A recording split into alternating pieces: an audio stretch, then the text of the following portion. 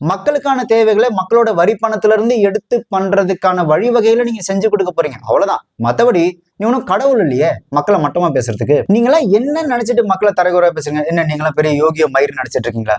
இப்ப இருக்கிற அந்த தொழில்நுட்ப டெக்னாலஜியை வச்சு நீ யாரு, நீ என்ன பண்ண, உனக்கு முன்னாடி இருந்தவங்க என்ன பண்ணாங்க, இப்ப என்ன பண்ணிட்டு இருக்கிற, எந்த மாதிரி மக்களை ஏமாத்திட்டு இருக்கிற அப்படின்றது இப்பெல்லாம் கை அடக்கத்துல உலகமே கை அடத்துல வந்துருச்சு இல்லையா?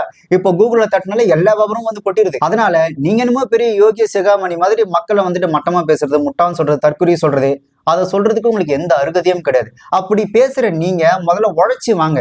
நீ உழைச்சி சம்பாதிச்சு மக்களுக்கு ஏதாவது ஒன்று பண்ணிட்டு, நான் பாருங்க நான் உழைச்சி சம்பாதிச்சு மக்களுக்கு இதெல்லாம் பண்ணிட்டேன், அதனால நான் அதை மக்களை வந்துட்டு பேசுறேன் அப்படின்னா அதுல ஒரு லாஜிக் இருக்கு. இதை ஏன் சொல்றேன் அப்படின்னா, உங்களுக்கு முன்னோடியா இருந்த அந்த அரசியல் தலைவர்கள் பாத்தீங்கன்னா மக்களை மட்டமா பேசினதே கிடையாது. அவங்க என்ன பண்ணுவாங்கன்னா, அவங்க யாரை எதிர்த்து அரசியல் பண்றாங்களோ அந்த ஒரு பர்டிகுலர் நபரை தான் மட்டமா பேசியிருக்காங்க, அசிங்கமா பேசியிருக்காங்க, அவங்களோட அந்த தனிப்பட்ட வாழ்க்கை பத்தி பேசிருக்காங்க, அதெல்லாம் பண்ணிருக்காங்க. ஆனா மக்களை அவங்க ஒரு நாளும் அவமானப்படுத்தினே கிடையாது. மக்களுக்கு அறிவு இல்லை, அவங்க முட்டாளு, அவங்க கேவலமானவங்க, தற்கொலை அப்படின்னு சொல்லி அந்த மக்களை அவங்க வந்துட்டு அவமானப்படுத்தினே கிடையாது. அவங்க என்ன பண்ணுவாங்க அப்படின்னா, அந்த ஆப்போசிட்ல இருக்கிறவன் இப்படிப்பட்டவன், அவனை நம்பாதீங்க, அவன் கேவலமானவன், அந்த மாதிரி சொல்லி எனக்கு ஒரு வாய்ப்பு கொடுங்க, நான் வந்து அவங்க நல்லது பண்ணுவேன், அவனை மாதிரி நான் உங்களை ஏமாத்த மாட்டேன், நீங்க வந்து அவனை நம்பி போகாதீங்க, என்னை நம்பி வாங்க அப்படின்னு மக்கள் கிட்ட கோரிக்கை வைப்பாங்க. ஒரு ரெக்வஸ்டா தான் மூவ் பண்ணாங்க. ஓகே, எனக்கு ஒரு வாய்ப்பு கொடுங்க அப்படின்னு. ஆனா இப்படி மக்களை அவமானப்படுத்தி பேசுற உங்களுக்கு முதல்ல அரசியல்வாதியா இருக்கிறதுக்கு என்ன தகுதி இருக்கு? வெளிப்படையா சொல்லணும்னா, மக்கள் கிட்ட ஓட்டு பிச்சை அப்படின்னு ஒண்ணு வாங்கி பிச்சை எடுத்து வாழ்ற பிச்சைக்காரன் தான் நீங்க. சோ ஒரு பிச்சைக்காரன்,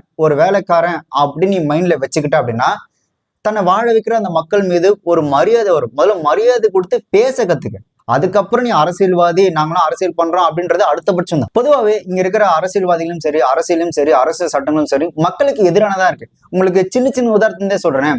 இப்போ பொது இடங்கள்ல புகை பிடிக்க கூடாது, சிகரெட் பிடிக்க கூடாது அப்படின்றது ஒரு சட்டம் தான். பொது இடத்துல யாராவது சிகரெட் பிடிச்சிட்டாங்க அப்படின்னா வந்துட்டு, பொது இடத்துல சிகரெட் பிடிச்சா அப்படின்னு சொல்லி அவங்க மீது வந்துட்டு சட்டம் பாயுது, உங்களை கைது பண்ற, இல்ல ஃபைன் போடு அப்படின்னு சொல்லி ஃபைன் போடுறாங்க. ஏன் மக்கள் மீது இந்த மாதிரி நடவடிக்கை எடுக்கிறீங்க, இந்த மாதிரி சட்டங்கள்லாம் வைக்கிறீங்க அப்படின்னு கேட்டா, புகைப்பிடிப்பது உடல் நலத்துக்கு தீங்கானது, அவங்களுக்கு மட்டும் இல்ல அவங்க பக்கத்துல இருக்கிறவங்களுக்கும் அது பாதிப்பை ஏற்படுத்தும், அதனாலதான் நாங்க இந்த மாதிரி சட்ட நடவடிக்கைகள் எடுக்கிறோம் அப்படின்னு சொல்ற அந்த அரசாங்கம் மக்கள் மீது மட்டும் சட்டம் பாயிற அந்த அரசாங்கம் பாத்தீங்கன்னா, இந்த கடையில சிகரெட் விற்கிறாங்க இல்லையா, நீ கடையில சிகரெட் விற்க கூடாது அப்படின்னா அந்த கடைக்காரன் மேல அந்த சட்டம் பாயறதே கிடையாது. அதே மாதிரி அந்த சிகரெட் கம்பெனி மேல இது வந்து மக்களுக்கு எதிரான, மக்களோட வாழ்க்கையை சீரழிக்கிற ஒரு தொழிலை நீங்க பண்றீங்க, அதனால உங்க மீது நடவடிக்கை எடுக்கிறோன்னு அந்த சிகரெட் கம்பெனி மேல இந்த சட்டங்கள்லாம் பாயறதே கிடையாது. இந்த சட்டங்கள் மக்களுக்கு எதிராக இருக்கிறதே தவிர இந்த அதிகார வர்க்கத்துல இருக்கிற இந்த பணக்காரனுக்கு எதிராக இந்த சட்டம்லாம் இருக்கிறதே கிடையாது.